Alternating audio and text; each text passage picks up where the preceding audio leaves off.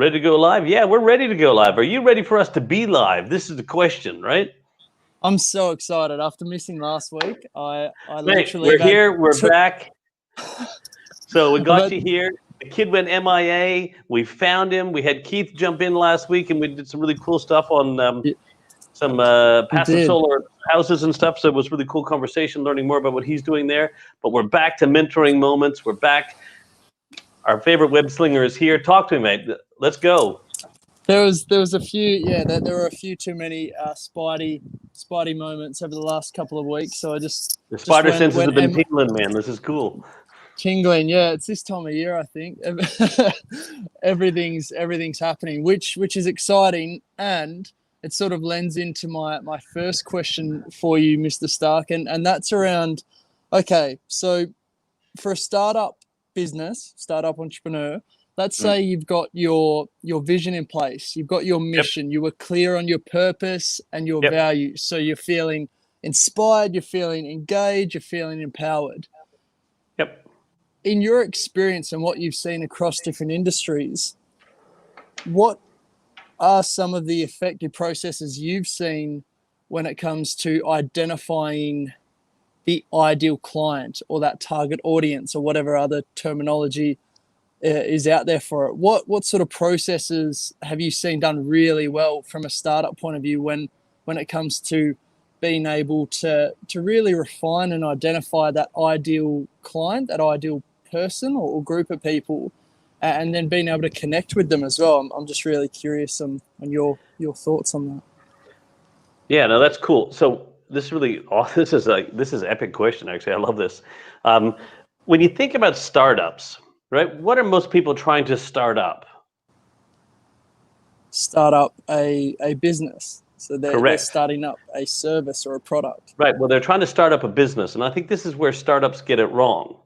What we should be doing is starting up the solution to a problem.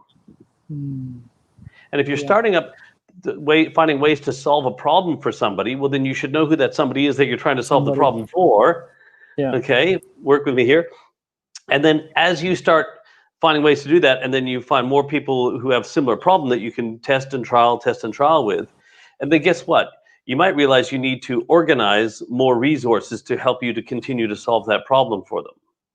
Therefore, you need to organize or create an organization to do that, right? And then therefore, you need to build a business around solving that problem. Yeah. But most people are trying to start up a business. So when they're trying to start up a business, the first thing they're trying to do is go, how do I get money for the business? Right? And I'm not saying that's a wrong way to go about it, but it's a different way to go about it in terms of very popular way to go about it. I've got this really great business idea, and I think it's really great. And then they go and seek out money from people, and invest in my really great idea. But to your question is, how do you have proof of concept? Is there a gap in the market, and is there a market in the gap? But if you're out there working with people and talking to people, and you find out, I'm really passionate about this thing here, and I see that problem you have. If I slap your problem and my passion together, I could create a really powerful sense of purpose as to why I would need a business, because I know the problem I'm passionate about solving and who for. That's interesting. Could you sort of provide an example on that? Even like your journey so far with like the Circle of Leadership. How did that come about? Because I've got my own ideas around it, but I'd love to know from your point of view how that played out. So all the work that we do today in terms of evolving leaders to evolve themselves to stay relevant, right? So 3 years ago, I went out and did a case study with 25 different business leaders and owners over 4 months. And then I was in their engine rooms, in their kitchens, understanding what were all the challenges that they were having growing and or evolving their business. And then I looked at each single one, and I just studied for 4 months. I studied those business owners and leaders and documented everything and mapped them all out, laid them all out. And when I've laid them all out, I could go, here's all the different challenges. And every business had their own unique challenges, but there were 4 common challenges that every business had. And then I said, okay, well, with what I'm passionate about in terms of helping people become the prophet of their purpose and then, become the inspired teacher of their leader of their cause or their calling, and I could apply that to all these challenges that they were having, I could create an organization that would help those leaders to evolve themselves and their businesses to stay relevant. And then therefore then I built the process that would help solve that problem. Because I realized that programs don't solve problems, because problems are always constantly occurring. So if I could build a process to help you continually deal with the challenge of that problem, and that's why I don't do programs, and that's why I have a process or a system or a framework, if you want, that helps people to do that.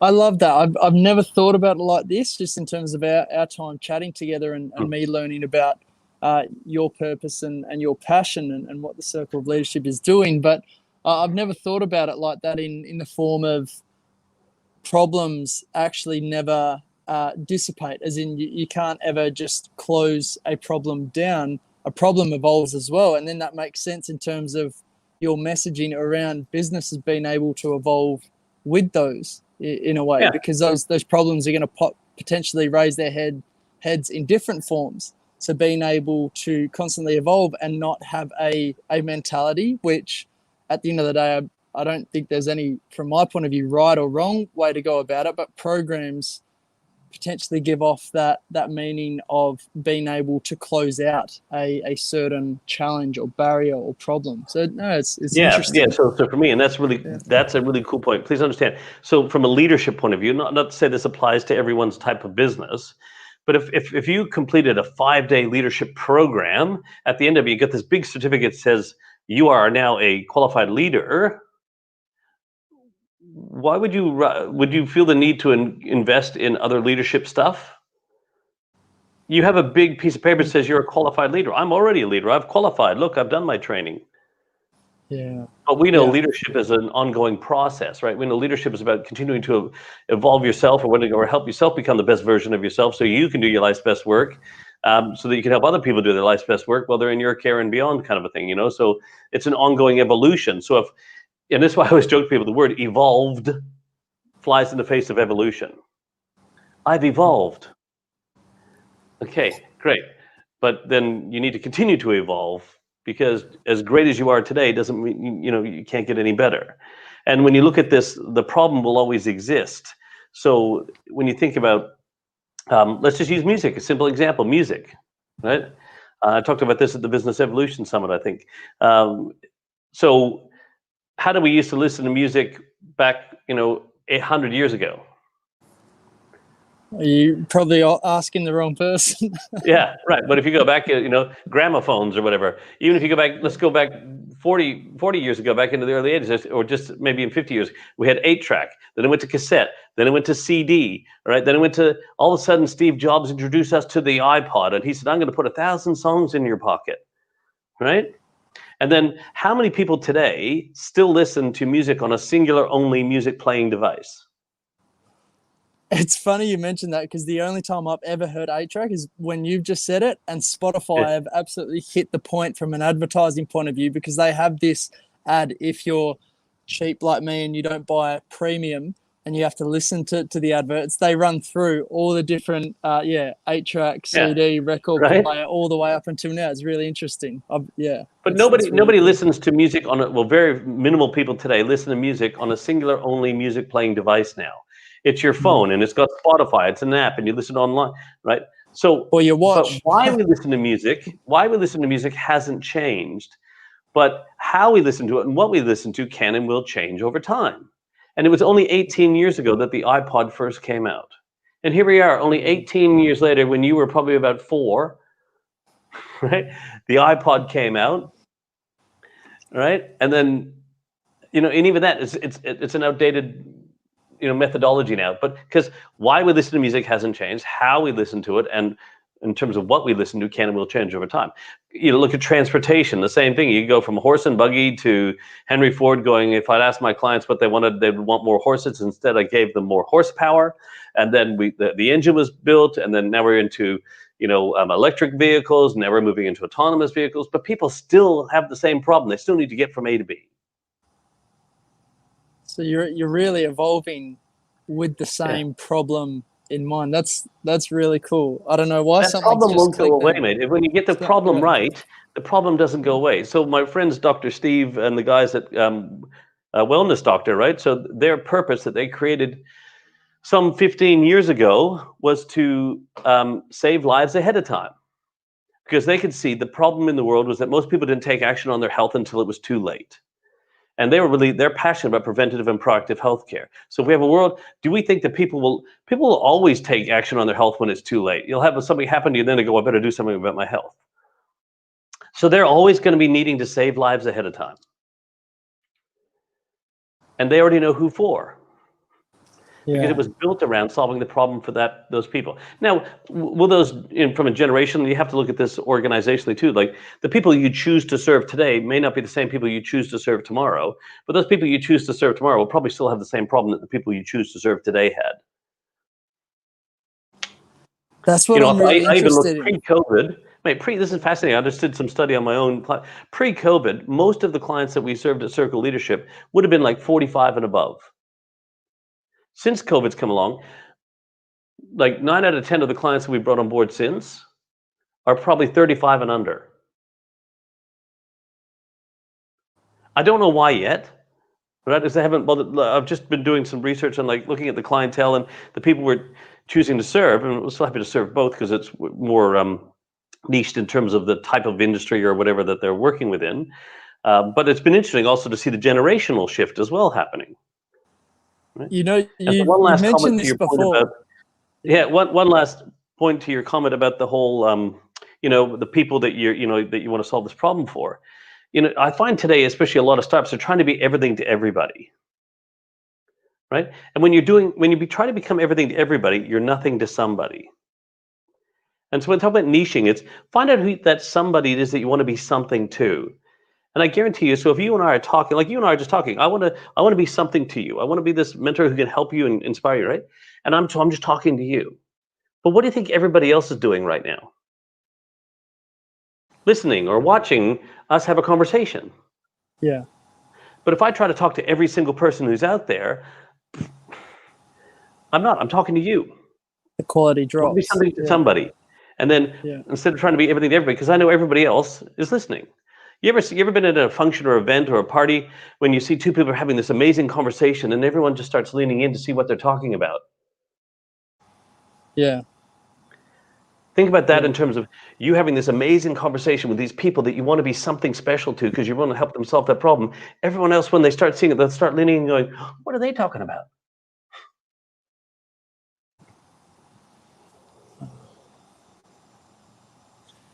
You just reminded me of something that I only heard the other day, and I really resonated with it from the whole evolution point of view and evolving with the problem and not just closing it out. And I feel like there's a key theme that plays into most of our conversations.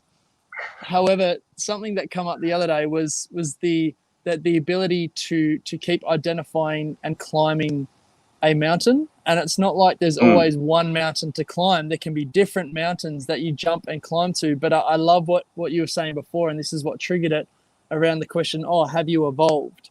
Because saying you've evolved could give off the meaning, depending on how you interpret it, that there is no more mountains to climb. And there's always going to be mountains to climb. And the thing that I'm really curious about, Starkey, is being able to refine and identify those mountains in terms of what are the big dominoes, what are going to really push you towards that vision that you're trying to fulfill. That's something that really interests me, and just to provide some context to where that question came from as well. My beautiful and lovely wife Jess is starting her own venture outside of what she does in the dental industry, which is really cool to see and be a part of, and just to do my part and help where I can. And recently, for this product that we're launching, that she is launching, we actually conducted our own market test, something I feel like that's linked towards what you were saying around proof of concept. Not only just proof of concept in terms of the product, it opened up my eyes to being able to test that vision, to be able to test that purpose. And that in itself, through some simple surveying and face-to-face conversations, has provided a real base, a real foundation to say, well, it looks like already that this is starting to shape up as a person that we could be somebody to. or someone too, which has been really cool. And now it's just about, okay, how do we use that information to really maximize what we're trying to provide and maximize the value in it all as well. So it's a really interesting time. Yeah, absolutely. And when you're talking about the climbing the mountains and all that sort of stuff, and then so there's a great quote. I just quickly Googled it, so I could get it right. It's a Robert Browning quote. Okay, so I just want to get it, and it was one that I learned many, many years ago, but I just want to make sure I articulated it clearly. But a man's reach should exceed his grasp, or what's a heaven for? Right? So you have to have reach for something that's beyond what you can get hold of, right? So this is why when we talk about having a vision that's more inspiring than all of us combined, a vision that so big that you can't complete it alone. So what I reach for is beyond my grasp, but I reach for it anyway. A world that does not exist yet. Yeah. And that's the whole point of having a vision, is to see a world that does not yet exist. If you're seeing a world that already exists, it's not a big vision. It's not even really a vision, to be honest. It's just visual because you can already see it. A vision is supposed to be this, Yeah, I love that. I love that quote. It's just another beautiful way of being able to inspire. I was talking to someone last night actually, who's in the space of, they've been in business for 3 years, but they're at the point now of realizing that they actually haven't been clear on their vision. Yeah. And could you imagine if the leader or whatever is not clear on their vision? How you expect anyone else to? Oh, I think Shawnee's frozen.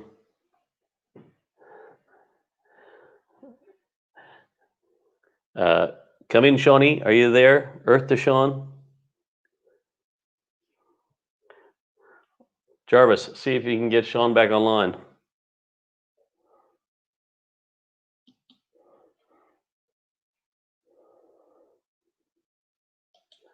Uh-oh.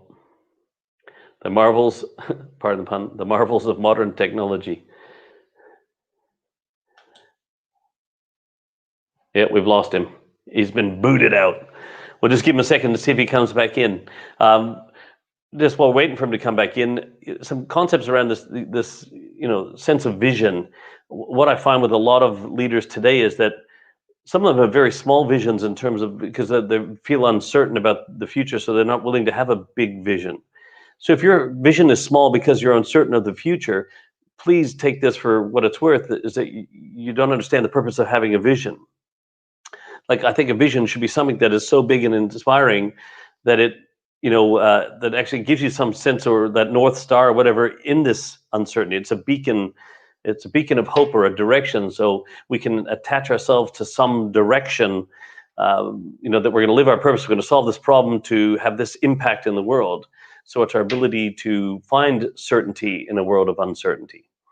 So I think that's the really, that's the really important part there of understanding vision. So, there's another great quote which I use quite often in different events as well, and obviously in the book and everything too, which is that Antoine Saint-Exupéry, that's my best French Canadian, he said, if you want to build a boat, don't gather the men and women to garnish the material, just give them a yearning for the vast and endless sea, and they'll do whatever it takes to build the boat anyway. Paraphrasing. So once again, when you give people this desire, this yearning, I can't wait to get out on the ocean. If you have that much of a burning desire to get out in the ocean, well then what do we need to do to build this boat so we can get out there? And that's how we can rally people around. So leaders in your organization, as you're working with your teams out on the factory floors or in your offices, it help them understand the impact of the work that they're doing. Take it beyond just passionately solving that problem for people, and through the lens of our values, this is the world we're creating. Can you imagine a world where every business is led on purpose? Can you imagine a world where people go to work and they find more meaning in their lives through the work that they're doing? They're doing good work in the world, and when they go home, they'll be healthier and happier and have better and deeper and richer relationships because they feel better about themselves. And when they feel better about themselves, they want to lift other people up. because only hurt people hurt people. So when we're sad or depressed or anxious or feeling harassed, and that this is what causes people to do the same thing to others. So, but if you're going home feeling the opposite way, you're feeling great and inspired, well, then we want to go home and inspire other people at the same time too. And to me, I think that this is just such a powerful thing. So when I talk to people about the vision of our organization, I say, can you just imagine that world, what that would look like? How amazing would that be? And as a consumer, if you're going shopping and you know that you're buying from a company that's doing good stuff in the world and treating their people well, and, imagine if your kids were to go work at that organization, like, how would you feel about that? And like, oh, it'd be amazing. I wish I could have worked for an organization like that back in my time. It's about painting that picture that's so big. And giving people a sense of certainty or hope in all this uncertainty, or a sense of assurance and direction and autonomy to be I'm my own person, but I'm involved in this together with you. So that's my little rant on that, because we've got Shawnee coming back in, and mate, I asked Jarvis to get in the background and work out how we could hook you back in here, mate. Looks like Jarvis managed to get you back in. Thank you, Jarvis. I cannot believe, for anyone that is watching this outside of Perth, it's an absolute scorcher, and for the first time ever, my phone just told me I need to cool it down. I overheated. Yeah. It must have been from that epic conversation. That was really, mate. The topic was hot. we need like a little graphic. We need a little graphic up top. Yeah. I'm sorry about that. It's all right, man. I went on a little bit of a rant and a rave about vision and everything. You'll be able to watch it later. I missed it. Well, hey, what other questions we got? Well, if you wouldn't mind, I want to take us on a bit of a sharp left turn. Good. And I remember last chat we actually mentioned a couple of topics that sort of pricked up my ears, and that was around entitlement as well. Yeah. And the other one was we actually touched on politicians and government, and that's where I sort of wanted to start with, from your point of view. How important of a role do you think, like, being clear on a vision, on a purpose, on a mission is in that world? If you've had any experience in that world, like, what have you seen? What are your insights? Do you think there is plenty of vision and purpose within the world of politics? Just what's your thoughts on that space? Because I think it's very transferable though as well. Oh yeah, look, this could be a very controversial. My dad, when we were growing up, he said, "Son, never speak about politics and religion, because everyone has their own fixed beliefs on those things, right?" And that's okay. So and that's anyone watching this, please note that this is not my political endorsement or anything, or slander of any politician in the world today. But there's a difference between being a politician and being a leader to start with. Sure, right? Sure. The politician who could be the elected leader of that party. Leadership, remember, is about helping other people become the best version of themselves to do their life's best work while they're in your care and beyond. Now, that could be your whole country, your community, your area that your council that you're responsible for, whatever it is. So there's a big difference between the two to start with. Politicians are interested in politics. Political leaders are interested in advancing themselves, but leadership is all about how do we inspire people to a picture that's greater than the world. Here's the challenge, though, when you have, and I think there's some amazing people who get into leadership roles within politics and who are really amazing, but the danger is that there's a system. You know, if you look at what's going on in America right now, you've got the right wing and you got the left wing, right? Well, right wing and the left wing, okay? And people are complaining about this and people are complaining about that and these guys are complaining about that, but both those wings are attached to the same bird. The left wing and the right wing are the two wings of the same bird. So if we don't shift the bird, it doesn't matter what the right wing's doing or what the left wing's doing. It's the bird that we need to shift. So when we bring in some of these leaders and they get in and they look, we're like this amazing hope that they're going to shift and change things, and especially in a lot of capitalist type countries, sometimes it's very hard to hold to that vision when you're in a systematic where you don't have all the control. Whilst we think that person is the political leader of the country, they don't necessarily have all the control. They need to be able to bring people on a journey and stuff, but everyone has all their own separate and hidden agendas, and you know, and that's the politicking that goes on. And then also depending on how money influences things, and what's certainly right isn't always popular, and what's always popular isn't certainly right. Right. So this is the challenge of anyone in political leadership, if you like. Now, there are some leaders that I think are doing an outstanding job. If I look at, Jacinta Ardern in New Zealand, she's, facing a lot of flack for some of this. So she's doing some things that may not be popular for a lot of people in business, or in politics in the government, but she's taking care of her people first. She's finding ways to make sure that we take care of the people in our country first. Even though there's some people that argue, but by doing that, we're actually hurting the people because the mental stress and health. So it's always this juggling act. You look at here in WA, Mark McGowan, he's demonstrated some amazing leadership, but it was always going to be at a stage where he was hanging his hat on the border being closed. And then sooner or later, it's going to get to a stage where we're going to need to open the border, or a balance between how we manage the borders. But you can, hang your hat on one thing for too long. But he's been making some reasonably smart decisions and things like that, which looks really good. So he's been demonstrating some really great leaderships in the face of a lot of flack, right? Because what we need to find someone who has the courage of their convictions, because trailblazers end up with arrows in their backs, but they get the trail named after them.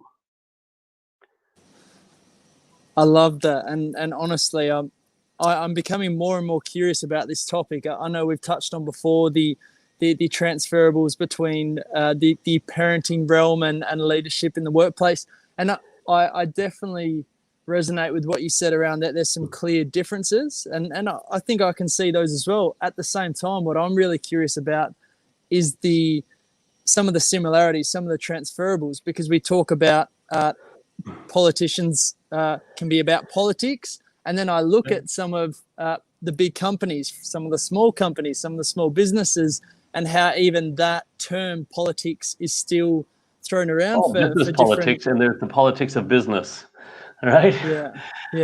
It's another word for it is bureaucracy. And it's where people have all their hidden agendas, or their political positioning, and they're trying to climb the corporate ladder. All these sorts of things that can happen, Shawnee, and even small businesses, right?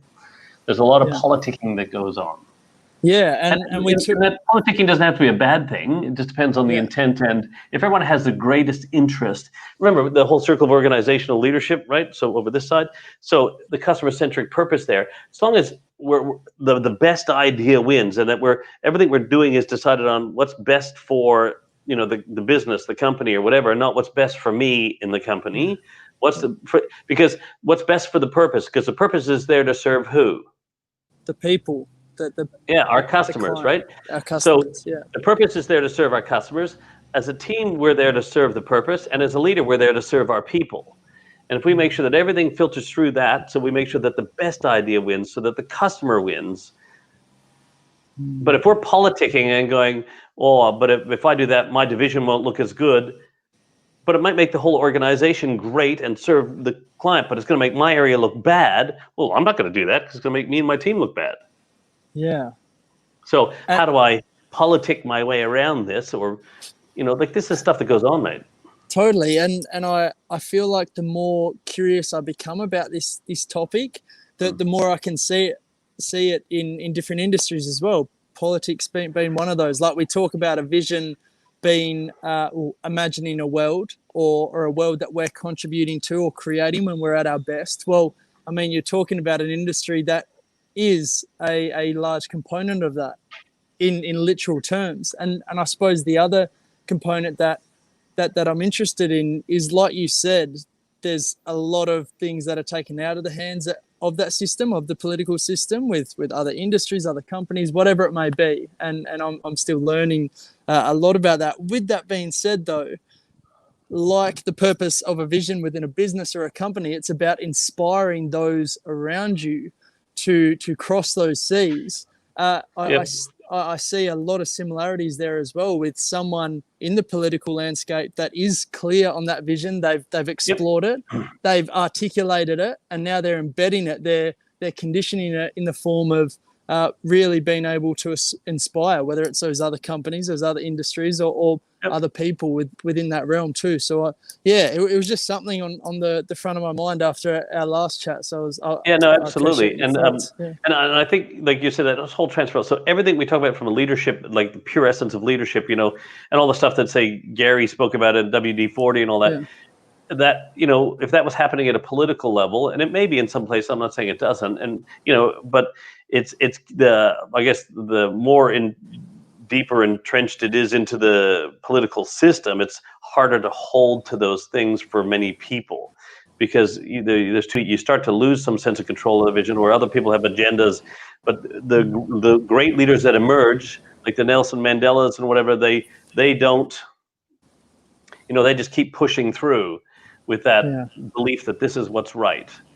And then, a lot of people didn't like Nelson Mandela, a lot of people didn't like what he was doing. But I wanted to just, from a business context, in the book, because you've been reading it, I took an email that Elon Musk, and we'll wrap this here, and we're talking about, politics and what happens in empire building, as I call it, in silos inside of organizations. And it was an email that he wrote to his whole organization. He said, there's two schools of thoughts about how information should flow within companies. By far the most common way is chain of command, which means that you always follow the flow of communication through your manager, right?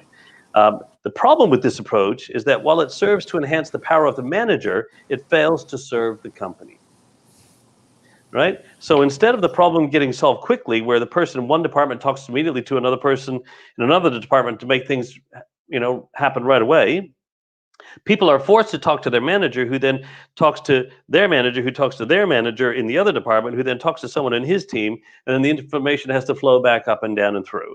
And this way again, this is incredibly dumb, he said.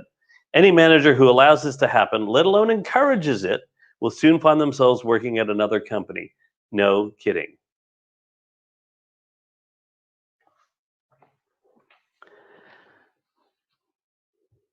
And while you're frozen there, I'll just finish up. One final point is that the manager should work hard. You frozen, my friend. Hang on, just want to one last point. Got you pointing your finger at me. We were both frozen there. One final point is that managers should work hard to ensure that they are not creating silos within the company that create an us versus them. Okay, that us versus them mentality, or impede communication in any way. This is unfortunately a natural tendency that needs to be actively fought. How can it possibly help Tesla for departments to erect barriers between themselves, or see their success as relative within the company instead of the collective? We are all in the same boat. Always view yourself as working for the good of the company, never your department. So if in politics, if you're working for the betterment of your political part, the labor instead of liberal, or liberal instead of labor, what you should be working for is the betterment of Australia. Whether you're liberal or labor, what's in the best interest of Australia? Not your political department. So nice little mic drop to finish that one off, Starkey. Thank you for exploring that with me. I was really excited. That was some epic questions, buddy. And I would like to see if that's what happens when you take a week off. Just take a week off more often, but I like. That's not going to happen. I'm not gonna allow for the Spidey moments to pop up as frequently from now on. So thank you again, and I just want to make a note. If anyone else is watching this, just in terms of our earlier discussion around what they do with the information following market tests or future proving their concepts, and that's the thing. I'd love to know what they do with that information, how they use it to maximize value for their people as well. I'm really excited and really interested in that whole space to make sure that I'm constantly evolving. So it's really cool. Yeah, absolutely. We had so much technical problems. All the comments just all of a sudden came flowing in. the heat here in Australia. So a buddy of mine in Canada, he said no AC in Perth. So Mike has been watching and it's like, yes, we have air conditioning here in Perth, mate. But sometimes when everyone turns it on, it overloads the system and a few other things. But I think this comment that Mike made here, and we should wrap up when you talk about the government, because it's really passionate, something I'm passionate about. You know, whether Liberals been in power, Labor, or whatever it is in your country, it's never had a direct impact on me and my business. I've always been both. I've always been the one who determines my success or failure. Governments don't determine my success or failure. Their job is to create an environment that's conducive for business or economies to prosper and thrive, but it's not their job to make you profitable. It's not there to make your business succeed. Right? See, Definitely. wrong. Both parties want what's best for our country. They just have different visions of what it is. Awesome. Yeah. Fair call, Mike. Absolutely. Yeah. That's cool. And yeah. on the flip side of that, I know we've got to leave it there, but on the flip side of that, I honestly believe that, from a business perspective, that vision in terms of who's inspired could also look like a form of government as well, to be able to really maximize the value for whoever we're serving, our people, our client, whatever that may be. So again, this has been really cool. I'm looking forward to next week already. And thank you, Mike. The last closing comment on that, when we talk about leadership again, and we talk about doing a program or a process, how complex do you think, I like to think, making leadership simple, but the complex environment which leadership thrives within, is this something you can learn in a week program, a 1 week long program? I'm quickly learning not. No. Because there's just so much that can happen. So, Mike, Jimmy, all those who tuned in, thank you again for your comments. Sorry about we had the technical glitch today. Michael, no, I'll say sorry because I'm Canadian. We all say sorry, eh? And really appreciate you guys tuning in. And we'll see you next week, man. Right, with some more epic questions. Awesome. Thank you all for tuning in, and Mate, I'll talk to you good soon, to have you Starkey. back. See you later. See you, kid. Take care.